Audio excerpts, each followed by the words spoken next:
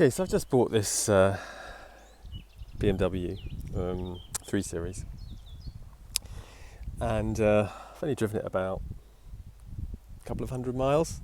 And I was just reversing the car so I could mow the lawn, and I heard this bang, and one of the suspension springs has collapsed. So I'm now going through the process of, I know, guys, you shouldn't be jacking up cars on the grass, but this is where it was when it went. So I've got a jack under there, got axle stands here. Now this car's done 155,000 miles, so I'm sure you can imagine it's a nightmare trying to get things off. So I've been following advice on the old YouTube channels, managed to not get this track rod end off.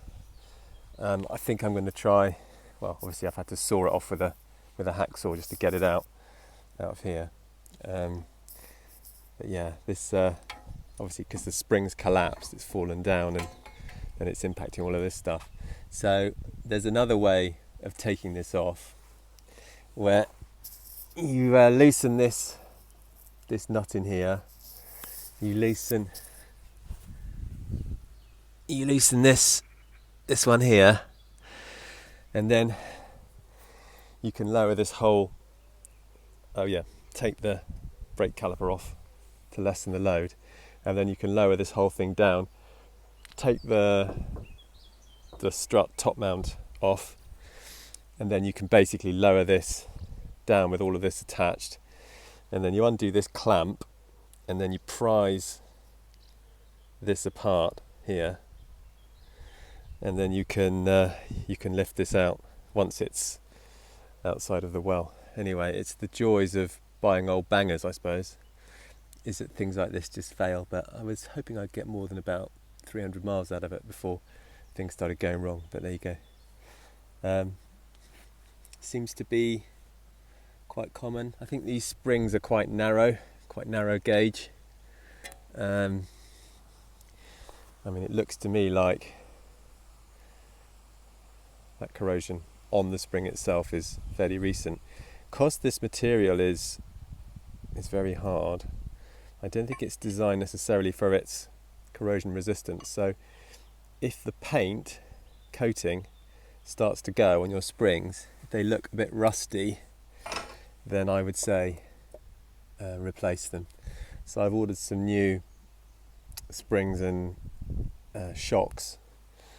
I've also now ordered a new track rod end, so I'll have to unscrew that section there.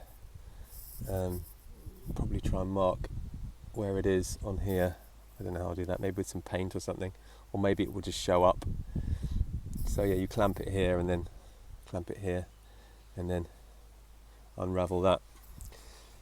So yeah, had the blowtorch out and eventually had the hacksaw out. But yeah, I will be replacing shocks and springs on the front well before I was hoping to. The discs look good, plenty of meat on the pads, so that's good as well. I think these brake hoses could do with replacing. They look a bit crap, so I've got some replacements for those. But yeah, as you can see, it's a bit rusty in here. Not too bad up there. Obviously the spring's done, but the rest of this stuff, I think it's original bits. That's TRW. It says BMW TRW, so that's an original part, which seems crazy unless they've just gone for OEM. Yeah, the sway bar looks a bit manky. It's a bit manky, that, a bit rusty. This bit here, what's that? BMW TRW, yeah. So that's an OEM bit as well. And yeah, there's a couple of connectors in this box apparently that you need to undo. It's nicely caked, isn't it? It's nicely caked up.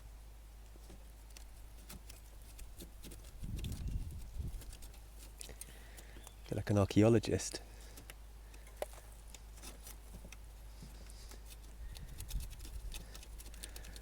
Oh, one connector. The other car had two. What was the other one for?